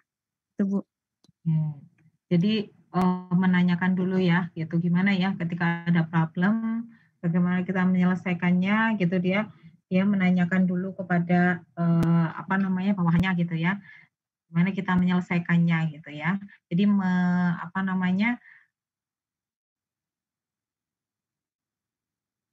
Jadi tapi memang keputusannya di bawah pimpinan tersebut, tapi dia memang melakukan konsultasi lah gitu dengan bawahannya terlebih dahulu gitu untuk mendapatkan pandangan-pandangan. Tapi keputusannya tetap ada di tangan pemimpin tersebut. Nah, sekarang ada gaya fasilitatif nih. Fasilitatif itu seperti apa ya? Mbak Karisma? Ya, Bu. Tes, apakah suara saya terdengar, Bu? Gimana? Terdengar, Mbak? Oh ya, kalau fasilitatif, kalau dari namanya itu, mungkin lebih pemimpinnya itu memberikan sebuah fasilitas yang bisa menunjang anggota-anggotanya untuk mencapai tujuan suatu organisasi atau tujuan kelompok tersebut bersama-sama gitu, memberikan fasilitas gitu intinya. Oke. Memberikan fasilitas ya, tapi sebenarnya lebih kepada sebelum keputusan itu dia akan diskusi sama bawahannya ya. Kalau tadi yang konsultatif kan keputusan di tangan orang tersebut, tapi kalau yang fasilitatif ini itu nanti kesepakatan gitu ya, bentuknya kesepakatan gitu. Lalu ada satu lagi adalah gaya delegasi gitu. Gaya delegasi Mbak Ratna udah tadi, ganti dulu deh. Nanti kalau udah ini baru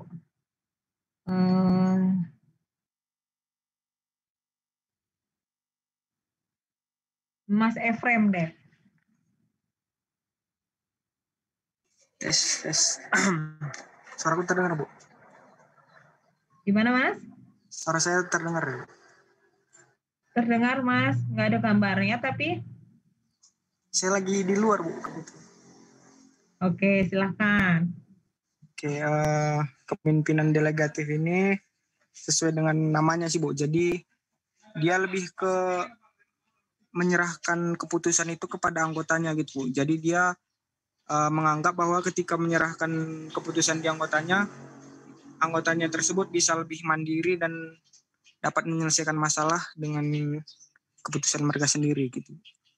Oke, jadi memang lebih ke menyerahkan kepada bawahan ya. Jadi dia mendelegasikan. Oke. Nah, kalau menurut Mas Efrem dari 4 gaya kepemimpinan tadi yang kita bahas, mana sih yang lebih baik? Kalau menurut saya sendiri lebih ke konsultasi sih, Bu. Konsultasi. Kenapa konsultasi? Kenapa konsultasi? Karena kalau dari pengalaman saya juga, karena kalau keputusan kita sendiri terkadang nggak terlalu tepat juga gitu, Bu. Misalnya menurut kita keputusan A udah benar gitu, ternyata sebenarnya belum gitu. Makanya lebih bagus kalau ditanya ke yang lain gitu. Oke.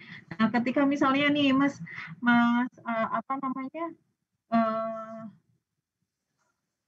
konsultatif gitu ya. Itu gimana nih? Misalnya kita butuh waktu cepat, terus kita kira-kira kita perlu konsultasi dulu nggak nih? Padahal waktunya sudah mepet. Oke, kalau misalnya butuh banget sih, mending ke kita sendiri, Bu. Tapi kalau dari pengalaman saya, kebanyakan kalau kita mau bikin kebijakan atau bikin ketentuan gitu, pasti ada waktunya gitu, Bu. Dan untuk berkonsultasi itu sebenarnya nggak terlalu lama, Bu. Ketika kita udah ngejelasin tujuan kita bikin ketentuan ini sebenarnya ini gitu, dan paling 1 hari udah dapat sih biasanya gitu, dengan berkonsultasi. Oke, ya. Cuman memang gini, jadi Mas Efrem sebetulnya dari gaya kepemimpinan tadi itu sebenarnya sama baiknya ya, dalam arti ketika kita punya kondisi-kondisi tertentu kita bisa pakai gaya kepemimpinan yang mana nih gitu ya. Tadi dalam hal keputusan sangat penting, gimana nih kita caranya untuk bisa cepat mengambil keputusan. Tapi dalam waktu yang lain kita bisa mengambil keputusan yang lain juga gitu ya, dengan cara yang lain juga gitu. Jadi nggak ada gaya kepemimpinan mana yang paling baik dan paling buruk gitu ya, tapi justru kita lihat yang paling efektif gitu ya ketika dalam suatu kondisi itu apa sih yang harus dilakukan gitu ya, apa kayak yang akan kita pakai, jadi disesuaikan dengan situasi dan kondisi yang ada. Nah, untuk bisa menjalankan kepemimpinan itu memang harus ada 3 kompetensi utama ya yang harus dimiliki, yaitu diagnosis, adaptasi, dan komunikasi gitu ya. Jadi kita harus bisa melihat kondisi, mendiagnosa keadaan, lalu kita bisa beradaptasi dan bisa mengomunikasikan gitu. Itu penting ya. Nanti teman-teman kalau misalkan jadi pemimpin atau enggak, tapi kalau punya jiwa seperti itu nantinya akan bisa lebih mudah untuk beradaptasi, untuk bisa bekerja gitu ya. Nah, kira-kira apa sih kunci sukses menjadi pemimpin gitu ya?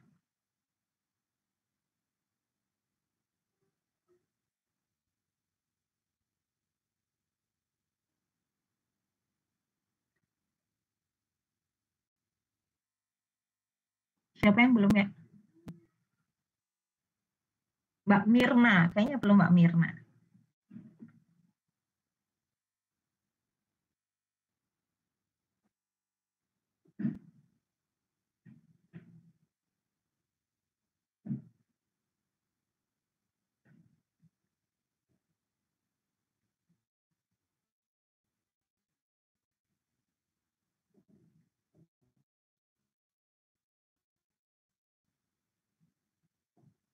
Pemimpin yang sukses kita harus gimana nih?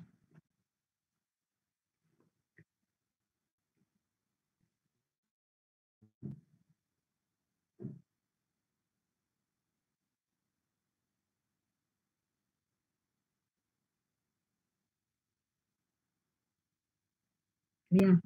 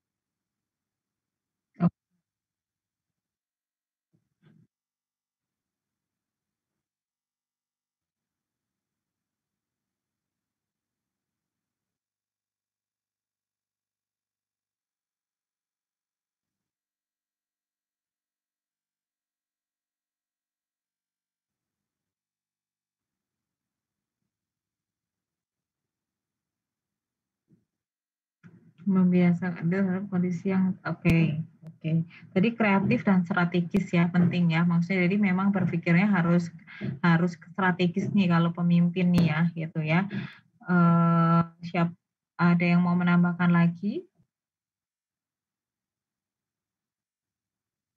Siapa ini yang belum? Saya lupa nih. Yang belum, silakan mengajukan diri. Mbak Anissa kayaknya belum deh, Mbak Anissa deh. Iya Bu, gimana Bu? Bagaimana bisa menjadi pemimpin yang sukses, Mbak? Bagaimana menjadi pemimpin yang sukses? Kalau kan saya nggak pernah memimpin ya Bu. Mungkin dari yang saya lihat ya Bu, dari saya mengamati para pemimpin. Kalau menurut saya pemimpin yang baik itu mungkin yang bisa merangkul sih Bu, bisa merangkul. Kayaknya tadi sudah ada yang bilang deh. Bisa merangkul dari sisi manapun gitu Bu. Dan tapi dia juga punya keyakinan sama atas dirinya, jadi dia nggak goyah gitu Bu ketika ada yang menggiring opininya atau ada yang berusaha untuk membelokkan visi misinya. Jadi dia tetap terbuka sama semua kalangan, tapi dia juga punya keyakinan atas dirinya sendiri gitu. Oke, dia yakin ya gitu ya dengan dengan keyakinannya dia gitu ya. Kalau bentar ya, aku ada tamu.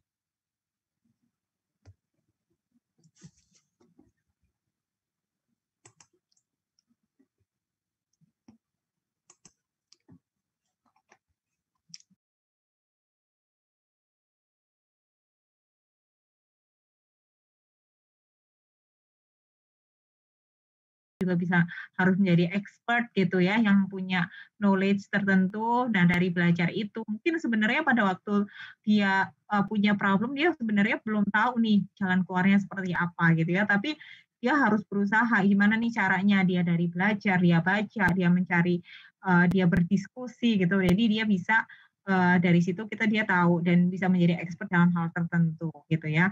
Lalu menjadi pemimpin tuh boleh juga untuk menimbulkan konflik, dalam arti konfliknya konflik yang positif ya dalam satu tim. Dia boleh menimbulkan untuk perbedaan pendapat supaya lebih kaya gitu ya.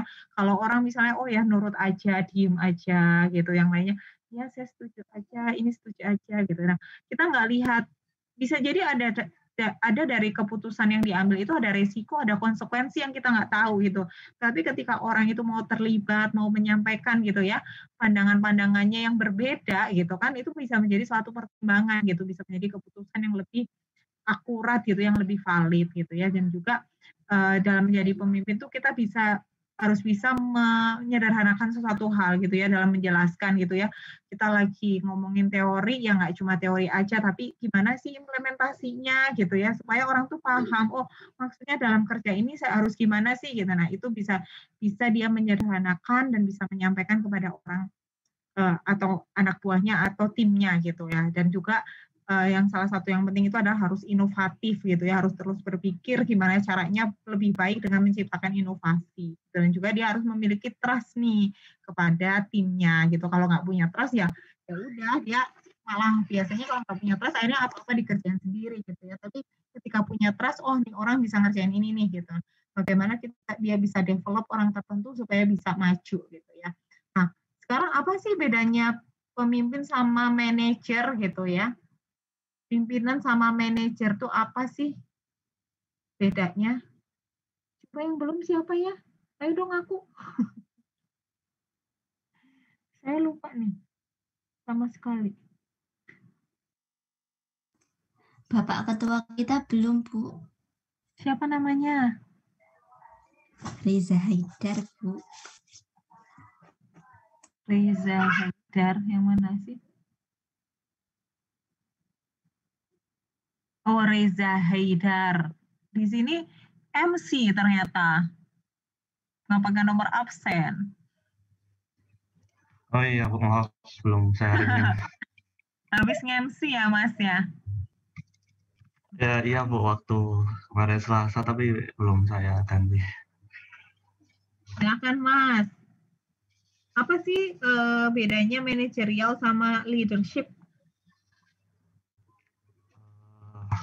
Mungkin kalau manajerial itu lebih pemimpinannya tadi ya Bu, karakteristiknya lebih ke otoriter sih kayak.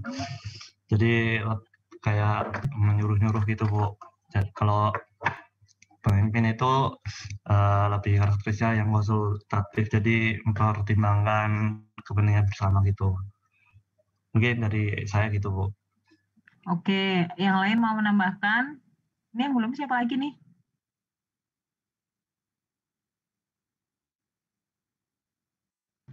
Mbak Aprilia udah ya?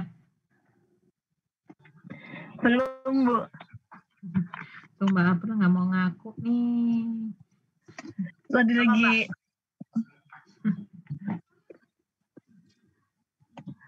Ditambahkan Mbak. Tadi yang manajerial itu ya, Bu?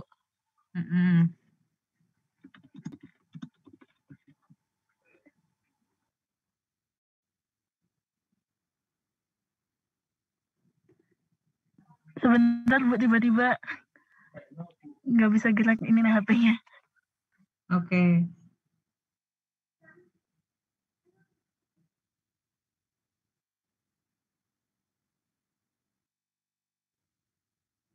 Mas Ahsanul kayaknya belum nih, biar Mas Ahsanul dulu kalau gitu. Iya, Bu.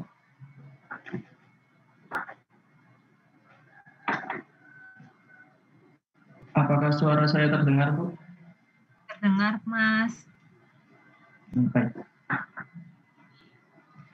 Bedanya manajer dengan apa tadi, Bu? Dengan leadership? Dengan leader atau pemimpin? Kalau menurut saya itu hampir sama sih dengan yang sudah disampaikan oleh Reza, di mana manajer itu otoriter. Maksudnya bertahan dengan budaya yang sudah ada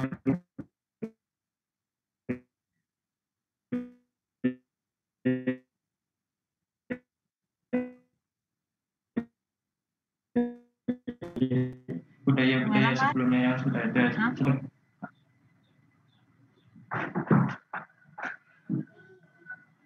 Kalau manajer itu otoriter, jadi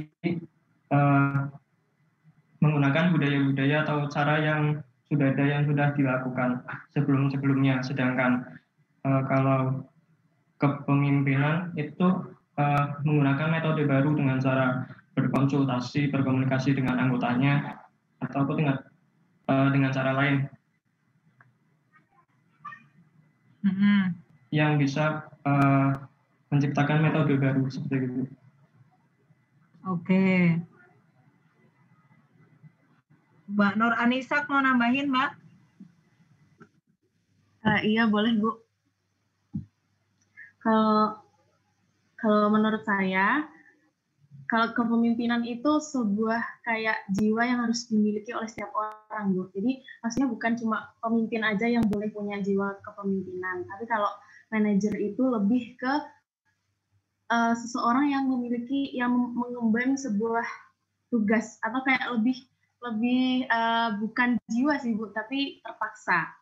Dalam artian terpaksa. Jadi dia itu menjalankan sebuah tugas. Jadi ketika ada mengambil keputusan, dia itu harus mengelola resikonya itu. Beda kalau kepemimpinan. Jadi dia itu harus berani mengambil resiko. Bedanya di situ sih, Bu, kalau menurut saya. Oke. Jadi itu kalau tadi udah beberapa yang disampaikan udah udah sesuai yang disampaikan teman-teman. Jadi memang kan kalau pemimpin itu lebih kepada karakter gitu ya. Jadi lebih kepada lebih ke inspirasi gitu ya, menjadi role model, visi gitu ya, challenge proses gitu, dan juga bisa mendorong anak buah untuk mencapai tantangan gitu, bisa mengelola anak buah dengan hati gitu. Ini ada teorinya nih, saya lupa namanya apa model ya. Nanti coba saya cek. Jadi kalau leadership lebih ke sana. Nah, manajer itu mencapai nih tujuan atau mimpinya itu, tapi melalui planning, organizing, actuating, sama controlling gitu. Jadi dari perencanaan sampai monitornya gitu ya. Tapi dua-duanya ya, leader manager itu perlu sama perlunya dalam suatu organisasi. Pemimpin aja nggak cukup kalau dia nggak paham secara teknisnya seperti apa ya. Dalam arti kan sebenarnya ada porsi ya, nggak harus namanya pimpinan kan memang dia sudah di level strategis, tapi dia juga harus paham nih dalam hal teknisnya gitu, meskipun nggak secara detail gitu ya. Dan juga dia udah harus bisa mengelola juga nih dari end to end-nya itu seperti apa, dari planning-nya sampai ke kontrolnya gitu. Jadi itu sama-sama perlu dimiliki nih dua-duanya sebenarnya ya. Jadi mengelola, kalau manajerial itu mengelola sumber daya untuk mewujudkan tujuan gitu ya. Dari sumber daya dia punya SDM, dia punya kompetensi, dia punya teknologi, dia punya culture gitu ya. Lalu dengan yang resources yang dia miliki, dia ramu menggunakan planning, organizing, actuating, sama controlling untuk mencapai tujuan gitu. Itu manajerial gitu ya. Jadi tadi kan ada planning itu kita harus melihat dulu tujuannya apa sih gitu, kenapa gitu, gimana caranya, siapa yang terlibat, berapa, kapan gitu harus dilakukan gitu, itu planning.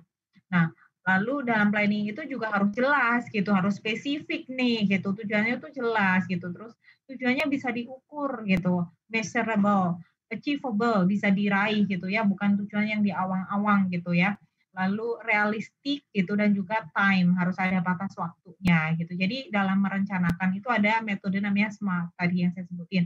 Specific, measurable, achievable, realistic, dan time gitu. Jadi SMART itu dalam perencanaan harus dilakukan. Lalu dia harus bisa mengorganisasi, dia punya resources, gimana ya mengorganisasikan. Nah, tadi dia bisa mendelegasikan, membagi tugas gitu ya. Jadi membagi tugasnya sesuai dengan kompetensi, ada pembagian tugas yang seimbang gitu. Nah, dia harus bisa mengorganisasi. Lalu dia juga harus bisa mengarahkan gitu ya. Dia bisa menyampaikan informasi dengan baik, dia bisa memotivasi, bisa memimpin, juga bisa melaksanakan apa yang sudah direncanakan sebelumnya. Lalu di controlling, dia akan melihat nih kira-kira apa yang sudah dilakukan ini bisa mencapai tujuan apa enggak ya gitu.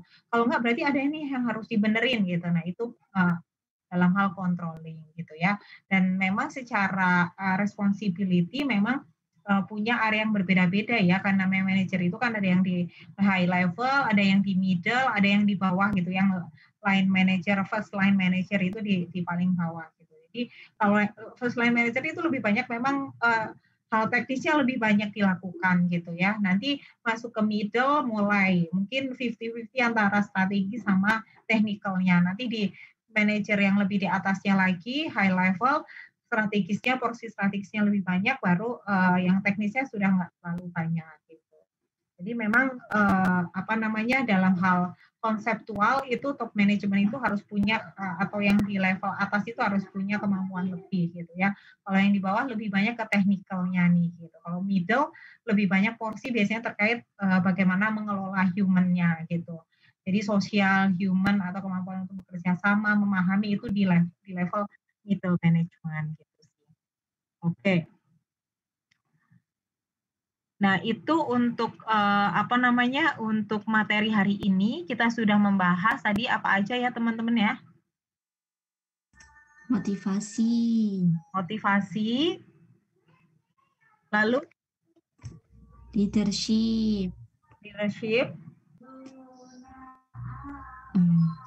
Teamwork. Lalu yang terakhir tadi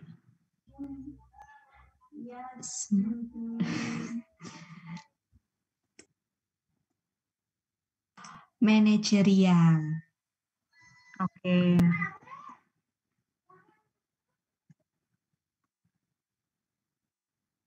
Oke.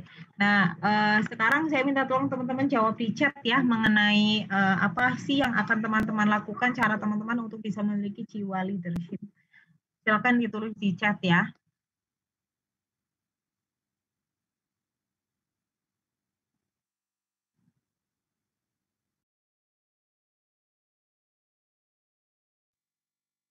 Saya tunggu.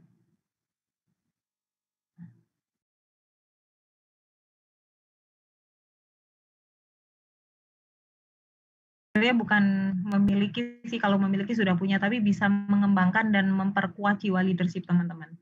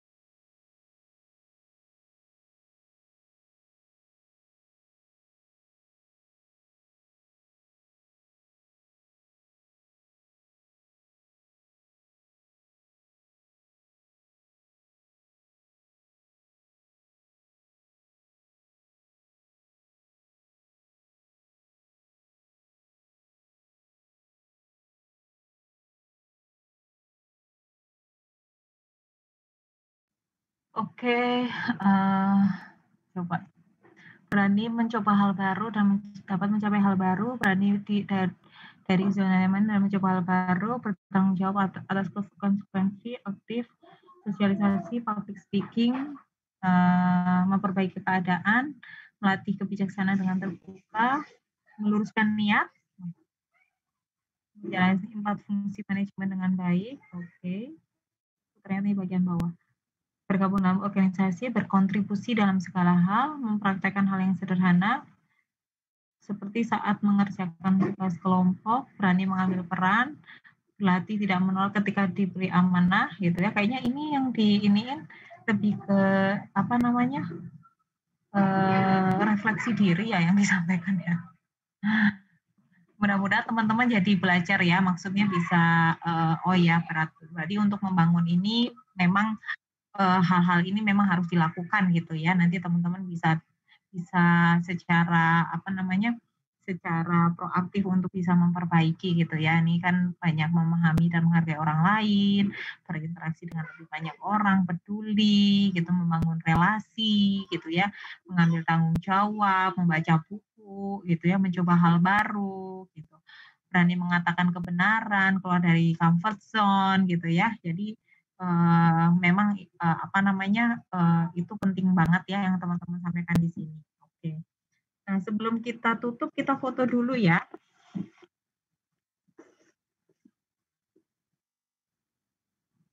Mana ini teman-teman semua?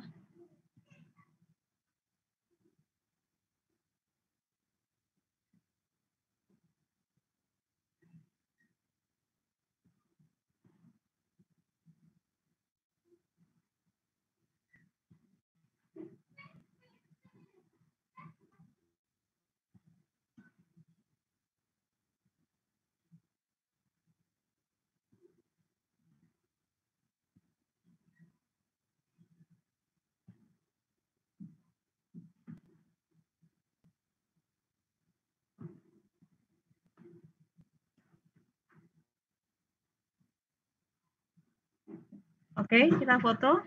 1, 2, 3.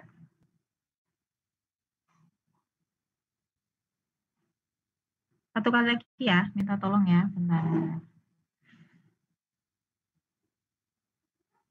Tuh, Mas Fikri udah pergi aja naik mobil.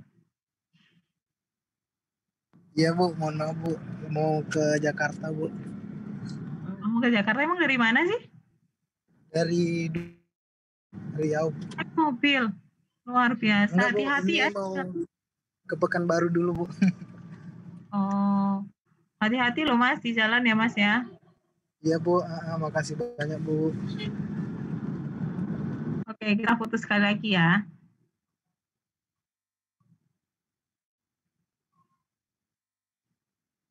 Oke, terima kasih teman-teman. Sehat selalu ya. Doakan ya, teman saya baru aja positif. Barusan saya juga di kantor ngurusin orang-orang yang positif gitu ya.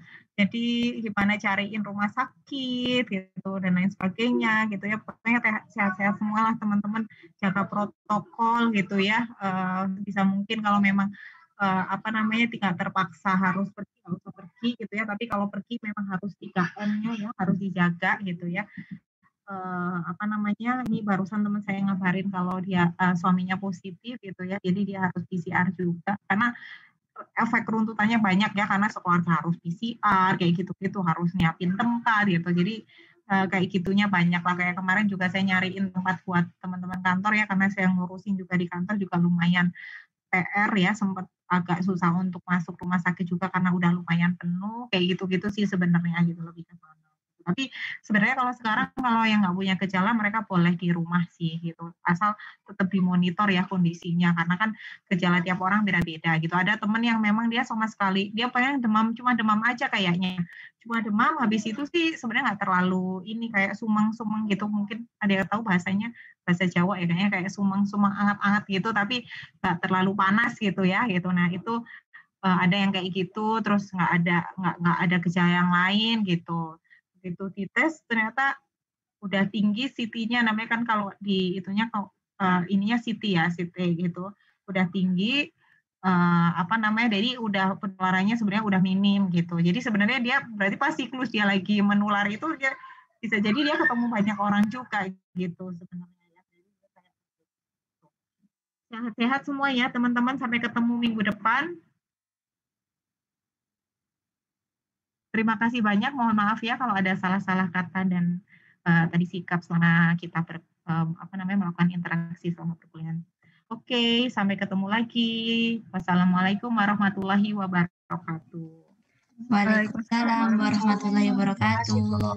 Terima kasih ya teman-teman ya. Yo. Semoga lekas sembuh, Bu. Ya, terima kasih. Minta doanya ya.